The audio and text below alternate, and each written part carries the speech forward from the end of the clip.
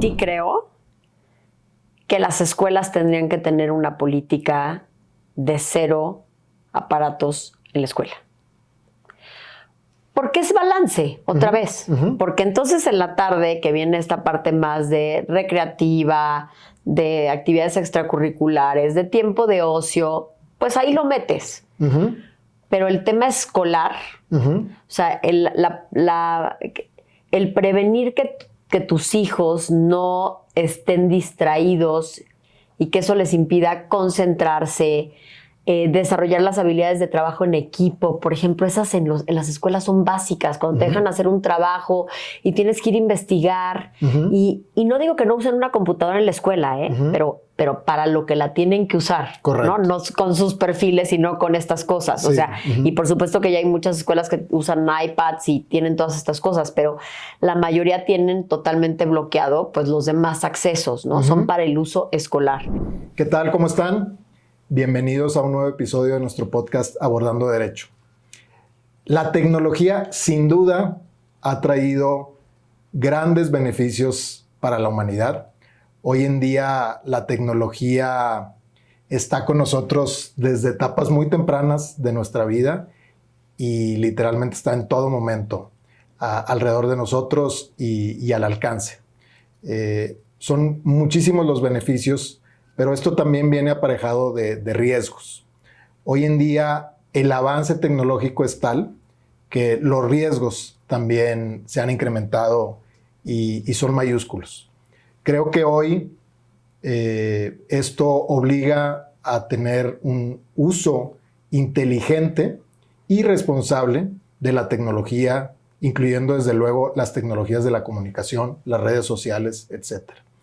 En otro de nuestros episodios hemos ya abordado estos riesgos, ¿no? Riesgos cibernéticos, riesgos digitales y cómo las empresas están siendo permanentemente atacadas por criminales que buscan hacer negocio a partir de esto. Pero también hemos comentado que no solamente son las empresas, las organizaciones como tal, sino que cada uno de nosotros también potencialmente podemos ser víctimas de estos riesgos que están por ahí. Y desde luego también con el tiempo y mientras transcurran los años, nos iremos dando cuenta de cómo en general el uso de la tecnología va moldeando la forma de ser de los humanos y también qué consecuencias va a traer en el comportamiento de la gente en general. Hoy estamos muy contentos de recibir a una persona que se ha enfocado precisamente en advertir de estos riesgos, en capacitar, en educar al respecto, y no solamente a los individuos, sino también a padres de familia, organizaciones que trabajan con jóvenes, con niñas, con niños, precisamente buscando protegerlos, ¿no? Buscando que, de nuevo, hagan este uso racional, este uso que es perfectamente válido y deseable, pero que al mismo tiempo estén muy atentos a estos posibles riesgos y consecuencias negativas que pueden traer. Entonces estamos súper contentos de recibir el día de hoy a Ana de Saracho. Ana, bienvenida. Gracias, Alejandro. Muchísimas gracias y pues muchas gracias a todos los que escuchen este episodio. Oye, si te parece voy a dar algunos datos nada más de introductorio. Claro. Acostumbramos a hacerlo corto para irnos directo a la plática. Ana es licenciada en Derecho por la Universidad Iberoamericana.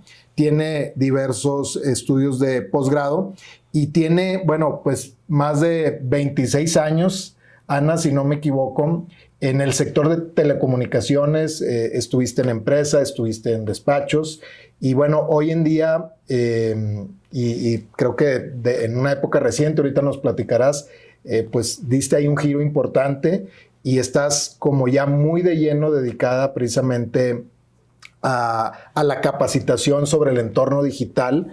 Estás impartiendo cursos, dando pláticas al respecto de este muy relevante tema. Y bueno, pues por ahí entendemos que también tienes otras pasiones que ojalá tengamos el gusto y el tiempo sobre todo de platicar de ellas. Así es que de nuevo, bienvenida, Ana. Muchas gracias, Alejandro. Ana, comentaba yo sobre estos pues esta dualidad, ¿no? Muchos beneficios, pero muchos riesgos, ¿no? Y quisiéramos centrarnos hoy en esta segunda parte de los riesgos. ¿Cómo te gustaría entrar al tema? ¿Cuál es tu visión sobre los riesgos actuales y sobre todo hacia dónde vamos? Mira, yo creo que la forma más fácil de abordarlo es primero que nada situarnos en menores de edad, ¿no? Porque ahí hay un factor determinante. Luego todo esto lo verás que se refleja también en el uso que están haciendo los adultos, ¿no? Pero sí, el menor de edad es un tema muy relevante porque tenemos que partir de que a los niños y adolescentes les falta desarrollo de la corteza prefrontal, esta parte del cerebro. Y esa parte del cerebro es la responsable del buen juicio, de la toma de decisiones atinada, de la posibilidad de esperar recompensa, ¿no? De no tener esta recompensa directa con todo. Todas estas cosas provienen de ahí. Y la corteza prefrontal se desarrolla hasta los 25 años. Imagínate, ni siquiera con la mayoría de edad legal que tenemos en México. Aún así, tenemos niños de 18 tomando decisiones que probablemente por eso no terminan siendo las de vida, ¿no? Entonces, cuando metes esa ecuación de que estás hablando de menores haciendo uso de la tecnología y del entorno digital, pues ya hay una alerta, ¿no? Ya hay una alarma ahí. Y necesariamente tiene que acompañarse de un cuidador adulto que pueda brindar ese acompañamiento para que estos niños empiecen a desarrollar criterio. Entonces, desde ahí, lo primero. Lo segundo es que a mí me gusta tratar los riesgos a los que están sujetos los menores en 3 rubros que la UNICEF menciona, que son riesgos de conducta, que son estos riesgos... No, y perdón, me voy a regresar a riesgos de contenido, como estos primeros, donde pues el primer gran tema es qué ven tus hijos, ¿no? ¿Qué ven tus hijos? ¿Qué ven los niños? Porque evidentemente, pues Internet y la inteligencia artificial y los algoritmos y demás, pues han ido desarrollando un Internet personalizado, ¿no? En general, una experiencia personalizada para cada quien. Si yo agarro hoy mi celular y el tuyo y nos metemos a la misma red social, te juro que no vemos lo mismo, seguramente. Desde luego. Y por supuesto que los niños, cuando son niños y están declarados como niños en las plataformas digitales, las propias plataformas cuentan con un chorro de recursos para protegerlos. Pero es que muchos niños hoy hacen uso de estas cosas con perfiles de sus papás, con perfiles falsos donde mintieron en la edad para poder sacar una cuenta. Y pues esa es la edad que la plataforma termina pensando que tienen. Eso es lo único que tienen hoy de ellos. Y entonces, yo le digo mucho a los papás, tú de repente, para mantener a tu hijo entretenido, agarras tu propio celular, se lo das. Yo no uso controles parentales, evidentemente. Y mi hijo tiene ese celular, se mete a Google, pone la palabra que quiera y lo que va a ver es espantoso. Correcto. Y esa información, otra vez, que un niño que no tiene la corteza prefrontal bien desarrollada no sabe qué hacer con ella. Y puede tener muchísimos efectos de salud mental para él, empezando por ansiedad, depresión y la necesidad de ver más. Y me refiero a la pornografía, básicamente, ¿no? Entonces, ¿qué sucede? Pues eso, hay que cuidar el contenido. Muy bien. Violencia extrema, sexo explícito, todas estas cosas. Los segundos riesgos son los de contacto. ¿Con quién interactúan tus hijos? ¿No? Desde un videojuego, que por supuesto hoy todos los videojuegos se juegan en tiempo real y se puede meter gente de Rusia con los niños de México, con los de Chile y con los de todo el mundo. Y además... Y niños, ¿verdad? Porque exacto, a eso iba. Además, no con un avatar que no pertenece a la persona probablemente que está atrás de ese avatar, ¿no? Y de ese perfil en general. Y que además saben hacer ingeniería social y como nuestros hijos postean cosas y ponen mucho más información pública de la que deberían de poner, entonces saben en qué escuela van, de quién son amigos, entonces normalmente les llegan desde el hobby que tienen, soy primo del amigo tal, Y entonces nuestros hijos empiezan a interactuar con personas que no conocen, desde un lugar de parece que sí me conoce o es muy cercano a alguien que sí conozco, ¿no? Y entonces suceden cosas. Esa es la segunda. En redes sociales, por supuesto que se da muchísimo, ¿no? Te llegan estas invitaciones, pero te digo, sucede en videojuegos mucho, en redes sociales, otro tanto, y creo que en general, pues aquí el tema es que nuestros hijos entiendan que no pueden permitir la interacción con cualquier persona, aunque les hablen muy bonito o les digan lo que quieren escuchar. Y la tercera es de conducta. Y los riesgos de conducta están más establecidos respecto a qué conducta se les incita a tus hijos a hacer.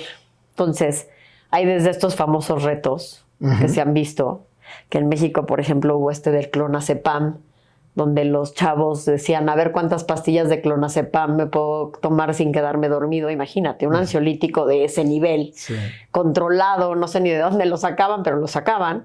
Y entonces, pues al final hay chavos, porque además estás en una etapa en la que quieres ser aceptado, que otra vez no tienes bien desarrollado la autoestima, tienes una serie de emociones que la propiedad te empieza a dar y quieres estar ahí. Entonces, si te dicen tienes que hacer A para pertenecer a B, pues hay muchos chavos que lo hacen. Claro.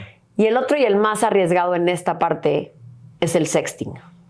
El sexting como esta conducta que hoy se está dando entre menores de enviarse fotos con contenido íntimo, ¿no? Desde el famoso pack, donde pues tienes el torso desnudo.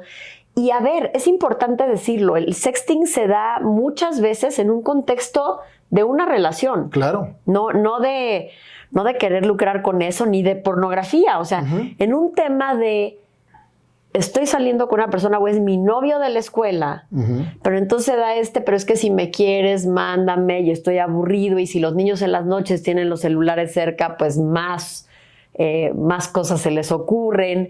Entonces empiezan a suceder estas cosas. Mandan una primera foto y es que en el momento en que tú le diste send a esa foto, perdiste el absoluto control sobre ella. Correcto. Y hay historias terribles, ¿no? Como la de Olimpia Coral. O sea, al final de ahí salió Olimpia, ¿no? De una relación que tuvo, donde pues luego ya no hay relación y para esa persona pierde el contexto emocional bonito, esa foto, y pues se vuelve la foto que le enseñas a todo mundo, que distribuyes, y más si las cosas no terminaron bien. Entonces, de repente, te pusiste en los ojos del mundo entero. Sí. ¿No? Entonces, ese es un poco los riesgos de conducta. Y ahora, a mí me gusta siempre decir, porque son los nuevos riesgos que hemos encontrado y que tienen más que ver, como bien lo dijiste, a ya empezar a ver cómo terminan desarrollándose las generaciones que tuvieron smartphone y estas plataformas y demás en su niñez, y que es la parte de la salud mental. Hay un libro que se llama La generación ansiosa, que la verdad lo narra muy bien, pero sí estamos encontrando, y los estudios hoy ya existen, de que las generaciones que hoy son adultos entre los 23 y 28 años, tienen temas de ansiedad y de depresión mucho más fuertes que los que no lo tuvieron, ¿no? Entonces... Sí, hay una mucho mayor incidencia, ¿no? Exactamente. Entonces, pues empieza también a ver este tema de, a ver, tu hijo no tuvo ni que haber tenido contacto con un perfil que no fuera, ni mandar una foto. Es que ya el simple uso excesivo, porque yo creo que ahí es donde está el tema, ¿no? El simple uso excesivo, indiscriminado y no acompañado de adultos, pues te lleva a eso, ¿no? Te puede llevar a eso sin lugar a duda. La comparación es enorme para las niñas, por ejemplo, en lo que ven, las fotos, la perfección que parece ver. Y otra vez, no tienen el criterio para discernir que esa no es la vida. Entonces siempre es como, mi vida no es tan buena como lo que veo allá. Correcto. ¿Por qué yo no tengo una familia como la que veo en esta foto? ¿Por qué yo no viajo tanto como la gente que está en esta foto? ¿Por qué no siempre me veo tan feliz y tan bonita como esta persona que hace lives todos los días? ¿Sabes? Claro, esta parte. por supuesto. Y entonces empieza a ver, o sea, en vez de crear autoestima y demás, por ejemplo, para las niñas en edades de pubertad, de adolescencia, pues es que más bien todos los días se cuestionan más defectos, más lejanía de esa perfección, y entonces el autoestima va hacia abajo, ¿no? Ese es uno de los tantísimos casos que podemos encontrar. Sí, sí, totalmente de acuerdo. Y lo comentas tú enfocado a adolescentes, a niños, a niñas, pero creo que también lo vemos en adultos, ¿no? O en personas que hoy ya son padres de familia y que a lo mejor pues no nacieron con el smartphone en la mano, pero sí lo tuvieron a una edad muy temprana. Y, por ejemplo, hacías ahorita referencia a por qué yo no viajo tanto, por qué yo no visito esos lugares. Y ves que en la población adulta sucede exactamente lo mismo. ¿Por qué no me va tan bien como a él? Sí, y este afán por publicar que estuve en un lugar o en otro. Y entonces la gente cada vez se va exigiendo, pues ahora tengo que ir a un lugar más exótico, porque Exacto. pues ahora ya Europa parece no ser suficiente, ¿no? Pues ya mucha gente va, entonces déjame empiezo a buscar otros lugares. Entonces el efecto yo lo veo en toda la población, ¿no? No nada más en los menores. Ahora, comentabas tú, Ana, y coincido 100%, pues es uso excesivo, esta conectividad termina por aislarnos. Parecería un contrasentido, pero así sucede, ¿no? Sí. Y luego explicarle lo difícil que es explicarle a una persona menor de edad o que todavía no alcanza su desarrollo total, oye, es que esa no es la vida. Pues para ellos parece que sí, esa es la vida, ¿no? Para ellos te dicen, pues qué otra cosa es la vida más que lo que yo estoy yendo al colegio, estoy yendo a la escuela, estoy en mis redes sociales, pues esa sí es mi vida, ¿no? O para ellos aparenta en ese momento ser la vida. Entonces, en esta parte, ¿cómo pueden influir para bien o para mal los padres de familia? Y ahorita hablamos también de las organizaciones, pero hablando a nivel personal, los padres de familia, porque yo sí veo con mucha preocupación este tema que te decía. Oye, una persona que le es normal el uso indiscriminado de redes, cuando tenga hijos, pues no le va a parecer mal que estén pegados, ¿no? Porque él o ella estuvieron así y él o ella consideran que les fue bien, consideran que no tienen una afectación, entonces pues se les va a hacer normal, ¿no? Permitirlo. Por supuesto. Mira, yo, ¿qué es lo que intento hacer con papás, sobre todo? Y es primero que nada un ejercicio de conciencia, como tú dices, ¿no? Porque, ¿qué pasa cuando te das cuenta que parte de dónde están hoy nuestros hijos con el entorno digital es culpa nuestra, de los papás? Y te voy a decir por qué. Y también está documentado en este libro que te digo, que es muy bueno. Nos espantaron tanto de tenerlos en la presencialidad que creímos que el entorno digital era donde estaban a salvo. O sea, si de repente fuimos esta generación que de repente pasaba un caso, uno en 1,000,000, que nos enterábamos en la ciudad de un niño que habían secuestrado en un parque. Pero es que de repente un día nos conectamos a las noticias, a la televisión restringida, nos empezaron a llegar noticias de España, de Inglaterra, de Italia, de Estados Unidos, de Canadá, y entonces ya no secuestraban a un niño en el parque, secuestraban a varios más. Y en general, por eso también somos hoy considerados la generación helicóptero, de papás helicóptero, porque nos volvimos súper sobreprotectores del mundo presencial. O sea, curiosamente, del mundo presencial. Pensando que la solución de tener a tu hijo a salvo era conectarlo al mundo digital. Claro, tenerlo en casa, tenerlo... Exacto, porque lo tienes en su recámara, porque no hay ruido, porque crees que todo está relativamente bajo control.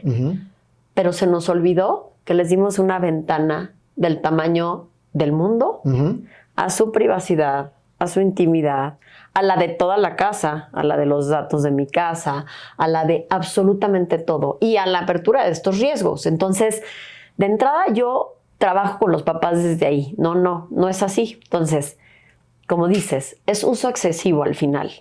Yo no soy partidaria de que saques a los niños del entorno digital.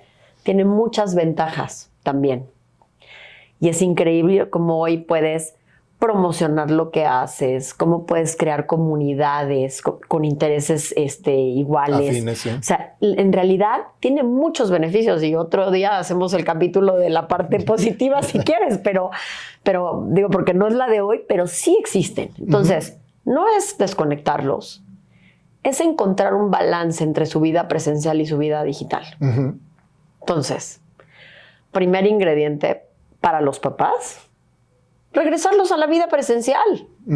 Sí nos cuesta y hay que encontrar un nuevo, yo le llamo un nuevo parque, porque muchas veces como hablo con ellos es, recuerda tu parque, recuerda dónde jugabas, ¿no? Sí.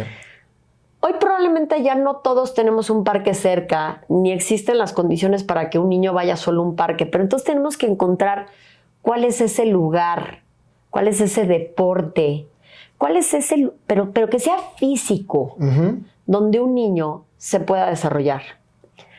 Porque en ese lugar va a poder encontrar corporalidad y entonces va a tomar las habilidades del lenguaje corporal, por ejemplo. Nunca será lo mismo ver a alguien y ver cómo se alegra de verte con todo su cuerpo. Claro. Porque va a correr a ti. Que ver claro, caritas. Porque va a correr a ti, porque te va a abrazar. ¿Y qué crees? También si se enoja vas a ver cómo se enoja con todo su cuerpo.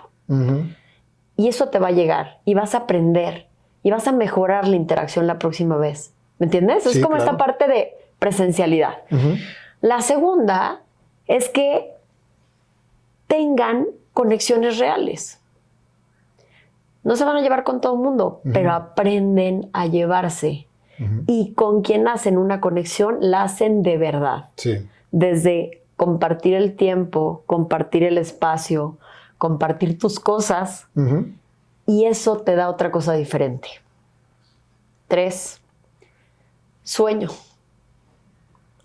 Odio decir esto, pero hay estudios donde dicen que el momento en el que se desarrolla el cerebro de los niños es en las noches. Y peor aún, de 1 a 3 de la mañana. No sé si sabías eso, pero no, o sea, el horario de 1 a 3 de la mañana es exactamente ese horario en el que más chamba de crecimiento hace el cerebro. Okay. Pero además los niños, dependiendo de la edad que tienen un tiempo en el que deben de dormir porque resetean su cuerpo, porque eso los ayuda a crecer, porque eso los ayuda a muchas cosas. Y porque además es una forma de mantener balance de vida, también para los adultos. Desde y aquí, luego. por ejemplo, voy a una cosa que los adultos tendrían que estar haciendo. Pero es que ningún niño tendría que tener un celular en la noche, ni siquiera cerca. Ni siquiera. Porque, ¿qué crees? Aunque le digas que no lo use, si lo tiene cerca y se despierta medio segundo, lo va a usar. Sí. O si tiene una conversación pendiente con alguien, por travesura, por lo que sea. Entonces, no hay que dejar a los niños con los celulares en las noches. Solo eso, o sea, es pedir eso. Y hay controles parentales. O sea, ni siquiera es que los papás tengamos que estar así, esperando a que los niños nos entreguen los teléfonos. En las noches sí, pero no en el día. Tú puedes determinar cuál es ese horario en que tu hijo utiliza el teléfono. Y para eso existen controles donde tú pones horarios y las apps se apagan y las funciones se apagan del teléfono cuando ese horario se acabó. Pero es que te voy a decir una cosa, conozco muchos papás, porque los conozco, que ponen tiempo en pantalla y luego están los niños, me das más tiempo en pantalla y se los habilitan otra vez. Y pasan de las 2 horas que tenían de tiempo en pantalla a 5. Claro. Entre puros 15 minutos, 1 hora más, 15. Si nosotros mismos no estamos siendo disciplinados con Estricto, eso, sí. pues Sí, es muy difícil. es el tema de ser muy difícil. permisivos, ¿no? Exactamente. No poner los límites. Y que no nos molesten en una conversación y que no nos molesten cuando estamos trabajando, porque también es eso. Hoy las mamás, que eran quienes ejercían todas las labores de cuidado, pues ahora están contribuyendo en la proveeduría de sus casas. Entonces, claro, ahora tenemos mamás que no tienen todo el tiempo para estar con sus hijos. Y así, o sea, en general, son como muchas revoluciones alrededor, Sí. que no todas tienen que ver con el mundo digital, pero que la respuesta termina en más mundo digital, ¿no? Entonces, creo que todo eso es lo que tenemos que mirar. Y la última, y creo que la más importante,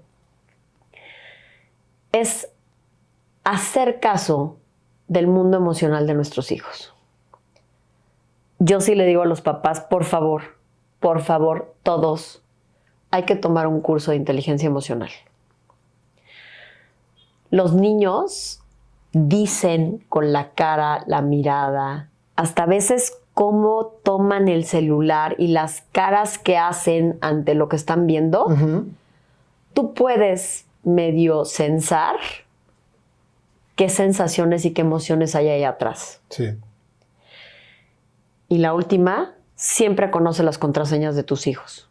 Porque yo conozco gente que viendo una cara en una conversación, le han salvado la vida a sus hijos después pudiendo revisar qué estaba pasando, ¿no? Entonces, es ese nivel de papás presentes, de verdad presentes, desde ver a sus hijos con las emociones que tienen cuando usan el celular.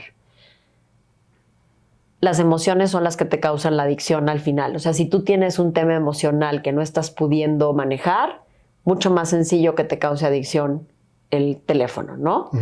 Y al mismo tiempo, que actúes emocionalmente, que mandes mensajes que pueden ser terribles después, porque entonces enojado pues nadie, pero también las emociones que te causa el regreso, los likes o el botoncito que exista en donde estés, cuánta gente lo ha visto, que recibas un comentario negativo que te dé un bajón en vez de un subidón en el autoestima. Todas esas cosas, pues sobre todo en menores, pues son mucho más difíciles para manejar para ellos. Claro. Y entonces tú tienes que estar cerca. El padre es el que tiene que estar y ahí. ver qué es lo que está pasando, ¿no? Cuando yo me convertí en padre hace ya muchos años, por ahí alguien mayor que yo me dijo, mira, en el crecimiento de tus hijos, todo lo que tú hagas por ellos es algo que ellos no van a aprender a hacer. Entonces, dales esa libertad de hacer, porque si tú lo estás haciendo por ellos, pues realmente no les estás dando herramientas. Y eso yo lo conecto con el tema digital. Y ya hoy un teléfono, una computadora puede hacer tantas cosas por nosotros. Nos puede monitorear, nos puede decir a qué horas levantarte, a qué horas dormirte, nos puede decir muchas cosas, ¿no? Y de hecho continuamente nos lo está diciendo, aunque no sea de manera explícita, ¿no? De manera, a través de los algoritmos, etcétera, nos están guiando. O sea, la conducta ya no es tan independiente, sino que ya va de alguna manera influenciada por lo que estamos viendo y por lo que estamos recibiendo.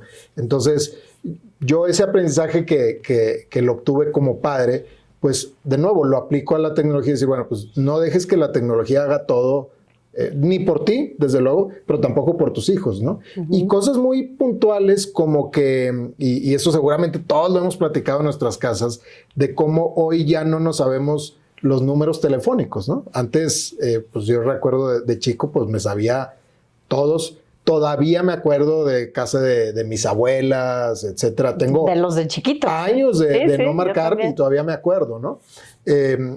Y bueno, por estar consciente de eso, me aprendí los al menos de mis hijos y todo. Pero, por ejemplo, yo hoy no me acuerdo, o sea, no, es más, nunca me he grabado el teléfono actual de mi mamá o de algún otro familiar tan cercano, ¿no? Entonces, llegas al grado donde si se te perdió el celular, pues se te pierde. Tú no tienes conocimiento propio, todo está ahí, ¿no? Pero lo mismo pasa con tu ubicación de los lugares. Claro. O sea, antes sabías perfecto cómo llegar a un lugar con una sola vez que recorrieras el camino.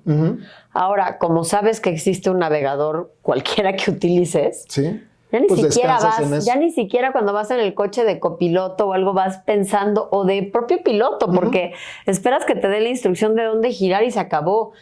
Entonces, efectivamente, ese es el tema, la pérdida, porque nosotros lo que nos está pasando es que estamos perdiendo habilidades. Lo dijiste muy bien. Sí. Esta generación de migrantes digitales hemos perdido habilidades de memoria, de ubicación, de concentración. No creas, Sí, ya las pérdida de teníamos atención. y nos las quitaron. Exacto. Pero el verdadero problema viene con generaciones que no las van a desarrollar. Sí. ¿Me entiendes? Porque no es lo mismo perderlas a nunca tenerlas. que nunca tenerlas. Claro. Entonces, nosotros aprendimos a sumar, restar, multiplicar y dividir con pensamiento, ¿cómo se llama? Cálculo mental, ¿le llaman? Sí, con papel y lápiz. Excelentemente bien, ¿no? Sí. Y entonces hoy, bueno, a mí ese no se me ha quitado, pero se pudiera quitar porque ahora traes una calculadora aquí todo el día, ¿no? Pero es que los chavos están naciendo con la calculadora aquí todo el día.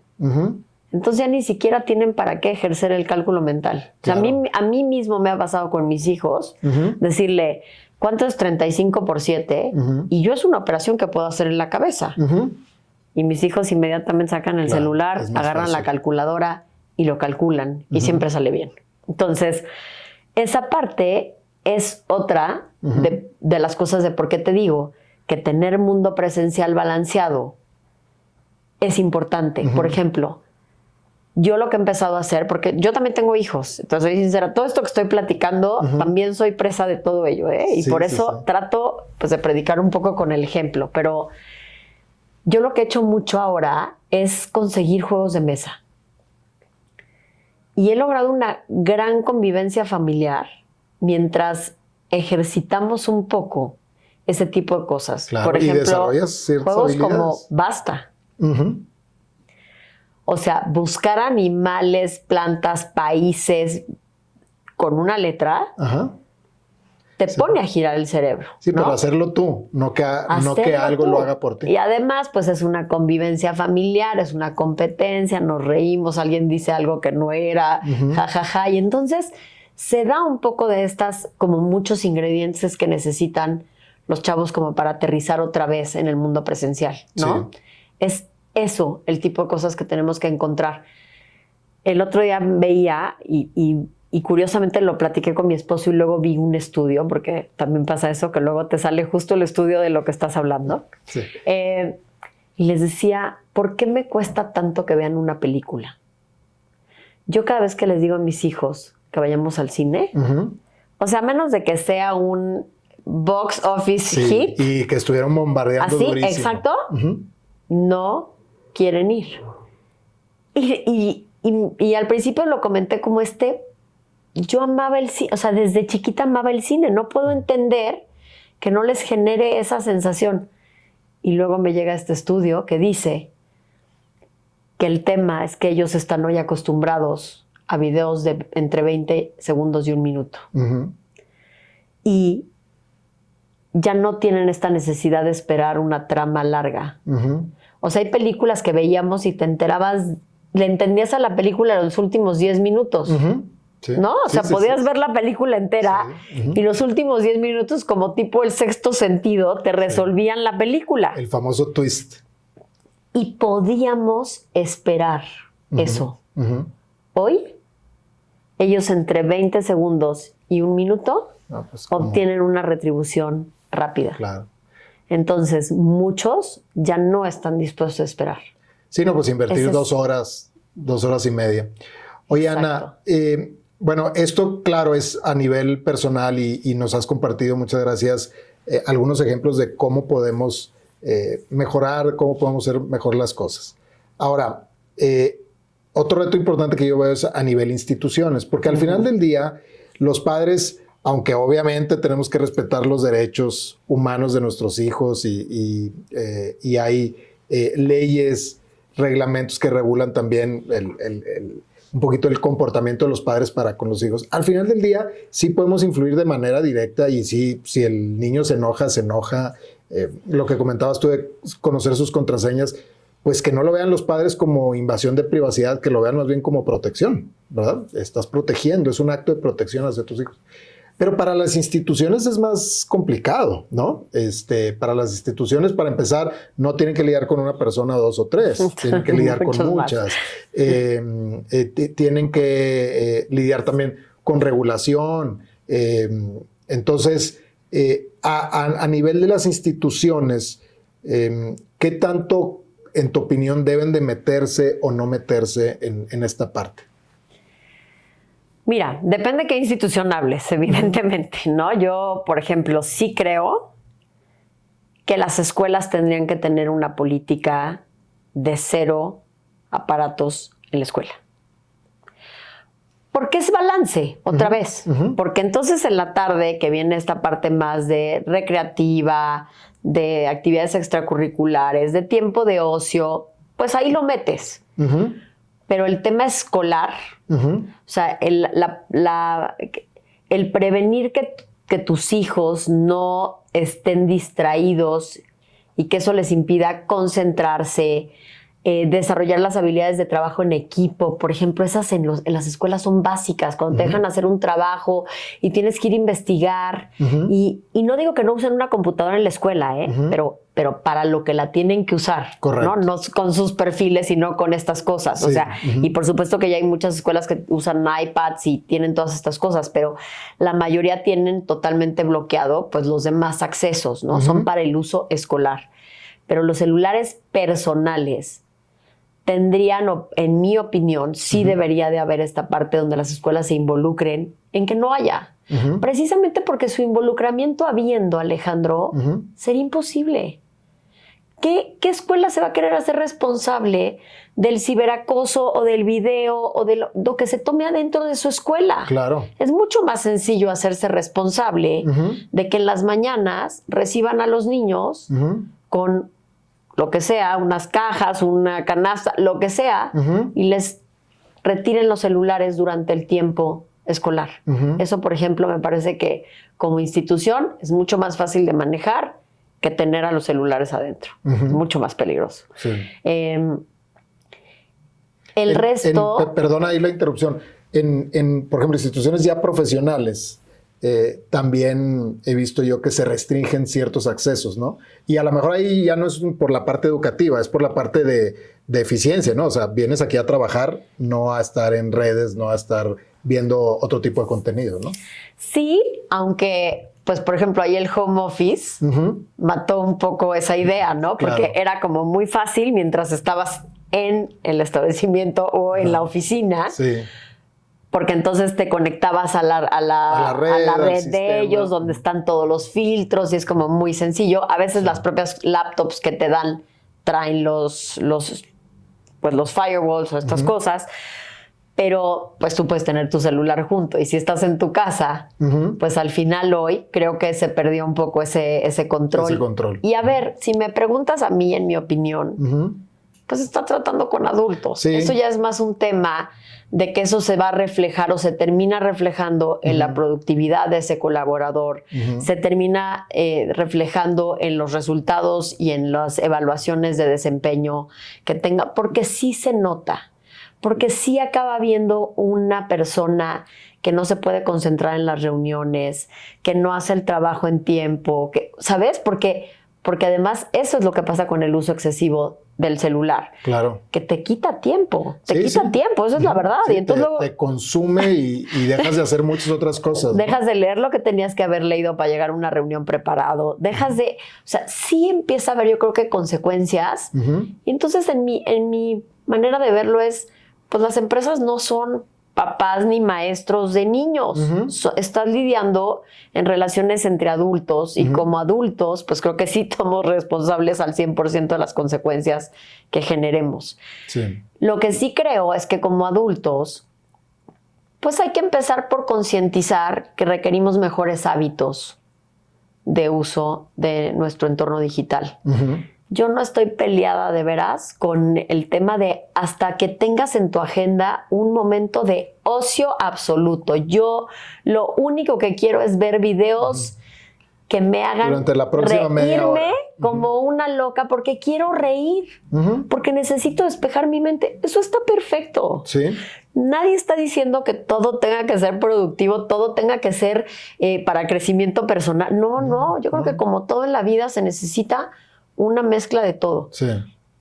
Pero con disciplina, con esta autodisciplina y esta autorregulación que los adultos y nuestra corteza prefrontal desarrollada nos permiten o nos deberían de permitir, ¿no? Entonces, sí, porque si dices tú, bueno, yo antes de dormir me voy a ver media hora para relajarme. Nada más que esa media hora se convierte en 3 horas porque te mantuvo ahí cautivo, pues ya perdiste sueño y ya perdiste una serie de cosas importantes. Y ahorita que mencionaste el home office, pues está también este tema de el batallar a que el personal que se acostumbró a trabajar desde casa regrese a los establecimientos, ¿no? Y también, pues sale el estudio, pero luego sale el contraestudio y luego sale el requete contraestudio y ya no sabes qué es mejor que esté. Y luego sale la empresa, ¿no? Como ahora que hubo una que sí puso, nosotros no regresamos a nadie, ¿no? Y luego hay otras... Confiamos 100% en nuestros empleados. Y entonces además el manejo viene desde el lado de la confianza. Sí.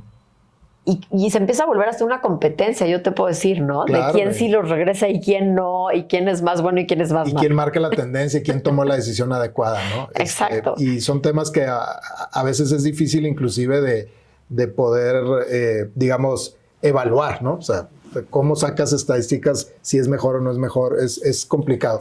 Ahora, Ana, hablando de precisamente todo esto y ahora el involucramiento de instituciones, en materia legislativa, ¿qué nos puedes platicar? ¿Qué es lo que anda por ahí que tú te has enterado y que de hecho seguramente en tus pláticas, en tus cursos ya lo has adoptado? Mira, yo creo que son, sí, lo que sí es cierto es que se está empezando a hablar sobre todo estos últimos riesgos que te platiqué, de los que están mucho más enfocados al tema de salud pública. O sea, del ver al entorno digital en uso excesivo y en probablemente algún tipo de plataformas y cosas que sí pueda tener, no en el cortísimo plazo, pero sí en el mediano, efectos importantes en la salud mental de los jóvenes, ¿no? Claro. Y sí, otra vez, volvemos a que aquí hay un tratamiento de una población vulnerable, ¿no? O sea, al adulto me parece muy difícil que lo vayas a controlar. Ni siquiera difícil, o sea, no debería de, ¿no? No me parece que tenga que haber una legislación que diga cómo deben los adultos de hacer uso del entorno digital mientras no cometan un delito, ¿no? Claramente. Pero para los niños sí, porque otra vez hablas de una población vulnerable, no desarrollada, que necesita acompañamiento y que tienen un responsable atrás. Claro. Y que de hecho, bueno, existe convenciones internacionales, tratados precisamente sobre la protección de niños, niñas y adolescentes. Por las mismas razones. Entonces, es como esas legislaciones que se emitieron hace años se van adecuando también para ir incorporando la protección, no solo a un tema físico de violencia, no solo a un tema sexual, sino a estos otros riesgos o estos otros ataques que estamos viendo ahora, ¿no? Exacto. Y así, pues yo creo que lo que están surgiendo, porque a ver, ya tenemos países que se están formando, Australia es uno de ellos, la Comunidad Europea y sobre todo en países específicos como España, en Francia, en Inglaterra, en Estados Unidos, en Brasil. Ya empezamos a ver. Y en Estados Unidos, además, a nivel estatal, California acaba de sacar una ley que es, ahorita te platico, pero para regular el uso en las escuelas. Entonces, ¿qué es lo que está pasando y qué es lo que estamos viendo? Es que están saliendo nuevas legislaciones que tienen como fin 3 cosas distintas. Unas, absoluta restricción al paso de menores de edad a ciertos contenidos, llámese, voy a decirles así, redes sociales, así es como lo hablan los gobiernos. No hacen un catálogo de nombres y apellidos, lo que dicen más bien son aquellas plataformas en las que puedes conectarte con otras personas, plataformas que te permiten subir contenido, cualquiera que quepa en ese lugar, ¿no? Pero lo que están haciendo es restringir el uso a niños menores de 16 años. Y es bien relevante esta edad porque hoy, por ejemplo, las plataformas de redes sociales que conocemos y que tenemos en México, la edad que han establecido ellas es 13 años. Pero lo que se han dado cuenta de los estudios es que es justamente entre los 12 y los 15 años la edad más vulnerable de los niños, porque es que llega la adolescencia y la pubertad, y es que entonces no están cómodos ni en su propia piel. De por sí era difícil, ¿te acuerdas de esa etapa de tu vida? Sí. Lo difícil que era encajar, pertenecer, verte bien. Yo creo que todos nos veíamos en el espejo y nos veíamos pues relativamente horribles. Yo me acuerdo de haberme sentido así, ¿no? Entonces, no que lo fuera o no, simplemente cómo me sentía yo. Entonces, esto es meter una doble carga a una edad que de por sí es difícil. Es como se está viendo un poco, y por qué llevarlo hasta los 16 años. Porque entonces esos 16 años ya tienes a un menor que por lo menos ya está un poco más asentado en su identidad, en el manejo de sus emociones y hormonalmente hablando también. Entonces, ahora, Ana, para restringirle el uso, de nuevo, el algoritmo, la red social, debe de saber que tiene esa edad, ¿no? Exacto, y esa es la parte que ha sido todo un reto y la que ha causado muchos temas, porque de entrada la ley no dice está prohibido el uso de estas redes o de estas tecnologías a menores de 16. Lo que hace es obligar a las plataformas a verificar, porque te digo, hoy tú pones tu edad y pues yo podría poner la edad, o sea, si solo me dejas pasar después de 16 años, pues invento una fecha de nacimiento y no hay nada que me impida el paso, ¿no? Justo la legislación lo que está haciendo es no me puedes nada más poner ahí un rodillo de fechas y que cualquier niño ponga lo que quiera. Necesitas tú estar obligado a comprobar esa edad que te están diciendo que tienen, ¿no? A verificarla. Y entonces surge, como sabes, pues cuando atentas contra cualquier derecho, pues yo siempre digo que son como sábanas. Para donde jalas, descobijas, ¿no? Entonces, al final es esta parte de, ok, pero las plataformas y también con mucha razón dicen, ¿y cómo lo verifico? Claro, ¿y por qué voy a porque entonces tengo que pedirle que me suba una identificación, porque entonces también puede ser falsa. Entonces me tengo que conectar con todas las plataformas que emiten identificaciones como para hacer validación de biométricos. ¿Cómo le hago? Le voy a pedir a su tutor o guardián que venga y me verifique. O sea, que venga y me verifique. Otros están diciendo, y otros lo están haciendo con reconocimiento facial, pero el reconocimiento facial, pues al final también tiene un margen de error. Y hay plataformas de reconocimiento facial que pueden tener hasta 2 años de error en determinar la edad. O sea, estás hablando de que entonces un niño de 14 pues podría pensar que tiene 16.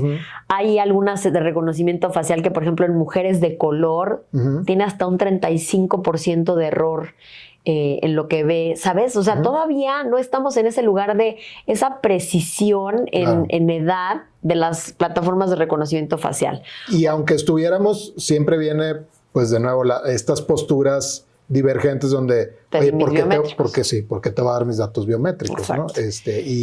Y en México no ha sido la excepción cuando algunas regulaciones gubernamentales han pedido, pues luego han surgido ahí comentarios y movimientos de no vamos a entregar esos datos. Por supuesto. ¿No? Cuando la realidad es que la gente entrega muchas otras cosas voluntariamente, ¿no? Claro, pero es que es eso, no tiene claridad de que lo está haciendo, ¿no? Exacto. Cuando lo haces abiertamente, normalmente tienes esta contra siempre. Sí. Yo no quiero que tengas esos datos míos. ¿Qué vas a hacer con ellos? ¿Qué tratamiento tienen después? ¿Para qué te los entregué?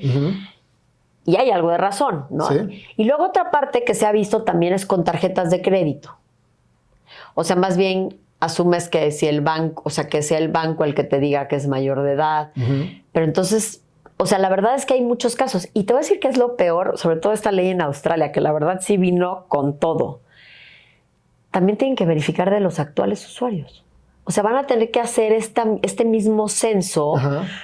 No es solamente con efectos a futuro de los nuevos. Es, digamos, retroactivo. Exacto, es una aplicación retroactiva en cuanto a que van a tener que hacer campañas como de verificación de los usuarios que están y van a tener que tirar a todos los que no la pasen. Ya.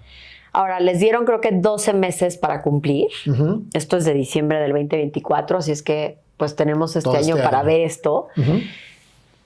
Y traen multas importantísimas, de casi 30 millones de euros por personas, por incumplimiento de perfiles de menores de 16 que estén ahí. Entonces, sí es una, o sea, empezamos a ver esta parte, por eso te decía, esta legislación como súper restrictiva, que es este caso, ¿no? Luego tenemos estas otras, como por ejemplo en Inglaterra, que se está analizando esto, en California, que te digo, que tienen más que ver con el rendimiento escolar. Lo que te decía. No está mal que los niños usen redes sociales y plataformas digitales en general. Lo que está mal es que lo usen todo el tiempo y que no se den el espacio de desarrollar otras habilidades. Claro. Entonces, se está viendo un poco a las escuelas como este santuario de desarrollo mental, ¿no? Y de desarrollo emocional y de desarrollo de conexiones reales. Y entonces la legislación va más enfocada a prohibir a las escuelas, y sí, será obligación de las escuelas ver que no entren los celulares. Sí, ¿no? Y de fijarles directrices de lo que de fijarles las hacer. Directrices. Entonces, esas yo creo que son pues un poco, digo, para mi gusto, pues sí más adecuadas. Yo quiero que sepas, soy abogada, pero sí soy una convencida de que en realidad esto tiene que partir de tu casa. No sé cómo explicarte, no importa, porque va a haber alguna manera en que van a, de todas maneras, accesar, ¿no? Porque entonces, si esto solo aplica en Australia, pues entonces si me conecto con una VPN de otro lado, ¿qué va a pasar? O sea, también la propia tecnología va a ir jugando de una forma muy compleja en estos temas. Entonces, al final, viene un poco más de casa, no sé cómo explicarte. No, sí, y es, mira, un tema de hábitos, de disciplina, de acompañamiento, de confianza, de comunicación, de que sí se puede distribuir el tiempo de una manera diferente. Yo lo veo mucho, por ejemplo, con los alimentos. O sea, los alimentos es lo mismo. O sea, el determinar qué vas a comer o qué no vas a comer, pues tiene que venir desde casa, ¿no? No vas a restringir todos los alimentos. Puedes señalar este alimento te puede generar, pero no los puedes restringir. Entonces termina siendo una decisión de cada quien, ¿no? Y de cómo te educaron en casa y de qué tipo de alimentación tenías en casa, por poner un ejemplo. Y qué compres tú también en tu casa para tus hijos. Sí, sí. ¿no? Porque entonces termina siendo, o sea, porque pues va a ir a la escuela, pues oye, vas a poder controlar las escuelas que sí, que no, pues a algunos aspectos sí, otros no. Vas a poder controlar en los restaurantes que se venden, pues no, o sea, ya es decisión de cada quien que lo está haciendo. Pero coincido contigo, o sea, en este tema, al final del día, del entorno digital y de cómo lo manejamos, termina siendo individual y en cierta época de nuestra vida termina siendo una cuestión educativa en casa. Desde luego, obviamente apoyada por escuelas y por otro tipo de instituciones. Y te voy a decir una cosa, yo creo que hay una tercera base de legislación, que es la que menos se está utilizando, y es que la prevención de estos temas tendría que ser un must en nuestra vida. O sea, que las escuelas no estén incorporando en su currícula escolar temas de educación digital, de adopción de hábitos digitales, es tanto como el tema financiero, que son los dos grandes temas que está viviendo este país, donde la gente no sabe manejar dinero y no sabe manejarse en las redes ni en el entorno digital. Esas cosas sí las podríamos hacer, por ejemplo, empezar a cambiar la educación para que desde muy chavos se les enseñe a los, de entrada, cuáles son los riesgos, porque yo creo que la información es poder, ¿no? Entonces, tú tienes que tener niños informados de qué les puede pasar, porque eso va a hacer que tomen decisiones diferentes. No sé si las mejores, porque otra vez no son adultos, pero sí un poco con más criterio. Y entonces tienes que convertir a esto en un tema escolar. Y tienes que convertir a esto en un tema del que se hable y que el gobierno sí esté obligado a brindar capacitaciones, a brindar la prevención, a brindar la asistencia, el apoyo. O sea, hoy es increíble. Yo conozco gente que tiene temas de fraudes cibernéticos y no me refiero a empresas, me refiero al que le clonaron el WhatsApp y con su WhatsApp pidieron dinero a otros. Los típicos que oímos todos, ¿no? Que es increíble, lo oímos todos. Yo lo he escuchado 150 veces y sigo viendo a gente caer. Y te juro que eso es una de las cosas de por qué decidí hoy hacer esto parte de mi vida. Porque mesa en la que me siento, lugar al que llevo, hay una persona que no sabe de estas cosas y a mí verdaderamente me impacta. Y entonces creo que puedo ayudar a cambiar al mundo. Pero sí creo que eso sí tendría que ser más una obligación que empiece desde el propio gobierno. Un tema de política pública, ¿no? Exacto, es que es una política pública, porque tienes en medio la salud pública, tienes en medio la educación. Claro. También sí la necesitamos seguridad de la población. Y la seguridad, ¿no? O sea, tienes un tema de comisión de delitos, tienes un tema de desarrollo de productividad y de talento que esté preparado para el mundo que viene sin caer en estas cosas, porque entonces ¿cómo vamos a hacer para que los niños de hoy sean los adultos y el talento de mañana, que sean expertos en Big Data, en inteligencia artificial, en todo, pero que no se nos haya ido la mano con las redes sociales? Sí. O sea, necesitamos empezar a ver como desde ahí, yo creo, y sobre todo eso, apoyar muchos programas de capacitación, mucha concientización, muchas campañas. Yo la verdad es que estoy tratando de ver que empresas se involucren en la creación de campañas masivas de este tipo de temas, como para que toda la gente pueda tener claro lo que tiene en las manos como la mejor herramienta de desarrollo y crecimiento de su vida, o como eso que puede ser tan mal utilizado como un martillo. Correcto, sí. Un martillo que clava clavos y puede construir un mueble, o un martillo que puede ser utilizado exactamente para lo que no lo quieres. Correcto. Entonces, un poco desde ahí es como como a mí me gustaría y si pudiera influir lo haría, la verdad. Pues creo que lo estás haciendo, Ana. Al final del día, con este tipo de pláticas, como la que tuvimos el día de hoy y con lo que tú estás haciendo, me parece que es un súper esfuerzo.